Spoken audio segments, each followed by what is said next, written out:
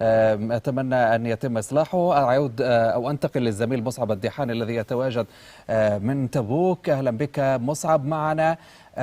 أين تتواجد وكيف يبدو الإقبال على فعاليات يوم التأسيس، وما هي فعاليات هذا اليوم والتي ينتظرها الأهالي؟ نعم، تحية طيبة حسن لك ولكافة المشاهدين والمستمعين الأعزاء. بالفعل نطل عليكم في هذه اللحظات من هنا من مقر الفعاليات التي تقيمها وزارة الثقافة بمنطقة تبوك، تحديدا في الحديقة المركزية.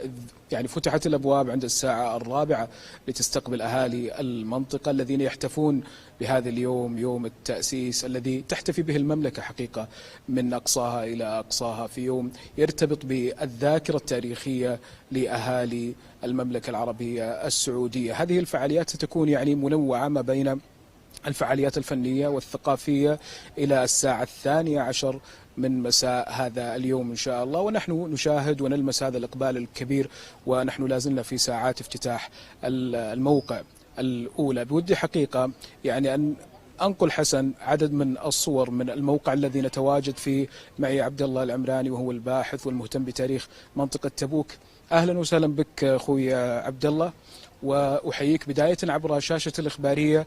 بداية نتحدث عن هذا الزي الذي تظهر به في هذا اليوم، وهو يبدو لي أنه الزي الخاص بمنطقة الشمال. نتحدث أكثر عبد الله عن هذا الزي. نعم، حياك الله أخوي مصعب، وحقيقة سعيد جدا أن أظهر معكم على قناة الإخبارية في يوم ومناسبة عظيمة جدا، يوم التأسيس.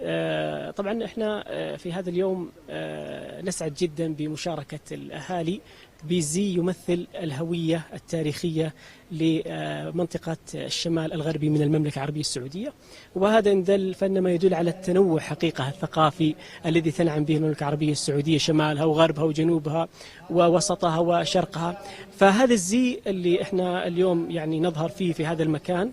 تكلمنا عبد الله بالتفصيل عن هذا الزي. نعم، الزي الشمالي احنا حقيقة قطعنا مسافة كبيرة جدا في التوثيق، وصلنا إلى مرحلة حقيقة الحمد لله يعني جيدة في توثيق الزي الشمالي اللي يبدأ من يعني العقال. احنا عندنا نوعين من العقال، نوع العقال العادي الأسود اللي يكون مفتول بالصوف، والنوع الآخر اللي هو مقصب. أيضا الشماغ عندنا موجود، وفي نادرا ما يلبس عمامة بيضاء، لكن في الغالب هو الشماغ الملون اللي يكون أحمر أو لون آخر. كم عمر الشماغ هذا عبد الله؟ 80 سنة. هذا ما يحمل شعارات ولا يحمل حتى صناعة، وإنما كان يستورد من الشام. كان هناك صناعة يدوية، وحقيقة أنا من ضمن المحافظين على يعني هذا اللون اللي هو الشماغ الأصلي. هذا حتى نلاحظ لونه ثقيل، يجيك أحمر ومبين يعني العتق ومبين القدم على الشماغ. أيضا اللي هو الثوب المرودن، هذا الثوب المرودن يجيك بالرداء الطويل اللي يكون منسوج من قماش الساحلي. القماش الساحلي يطلق على الأقمشة اللي كان يرتديها غالبية سكان ساحل المملكة، لأنه يجيك خفيف ويناسب طبعا الطقس الموجود.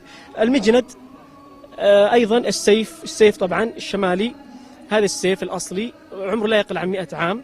بالإضافة طبعا هذا الشيء مختصر للزي الشمال الغربي. نعم، أنت تعكس صورة جميلة حقيقة عبد الله في مثل هذا اليوم، يوم التأسيس، وأنت ترتدي هذا الزي الذي يرتبط بمنطقة الشمال. نتمنى لك إن شاء الله التوفيق، وبإذن الله تكون الندوة التي ستقدمها إن شاء الله بعد قليل ندوة نافعة مباركة إن شاء الله. شكرا عبد الله. ممنون جدا على الضيافة، استاذ مدحت، شكرا لك.